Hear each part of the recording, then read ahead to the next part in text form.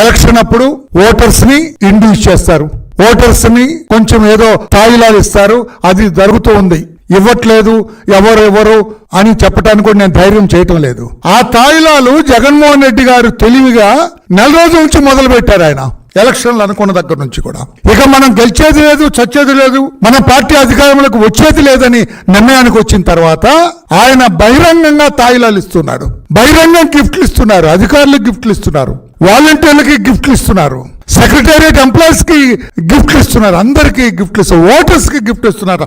Voter card చూసి, ID card చూసి ఆ కార్డు నంబర్ నోట్ చేసుకొని గిఫ్ట్లు ఇస్తున్నారు. ఇదేంటి అంటే ఓటర్లకి ఎలక్షన్ నోటిఫికేషన్ వచ్చిన తర్వాత ఇచ్చే లంచాలు ముందే ఇస్తున్నారు, ఓపెన్ గా ఇస్తున్నారు, బహిరంగంగా ఇస్తున్నారు, ఆథెంటికేటెడ్ గా ఇస్తున్నారు. ఇది ఎక్కడ న్యాయం అని చెప్పి మొత్తం ఎవరెవరు ఇస్తున్నారు, ఏమేమి ఇస్తున్నారని చెప్పి మొత్తం కూడా పెద్ద కంప్లైంట్, 8 పేజీల కంప్లైంట్ ఇచ్చారు.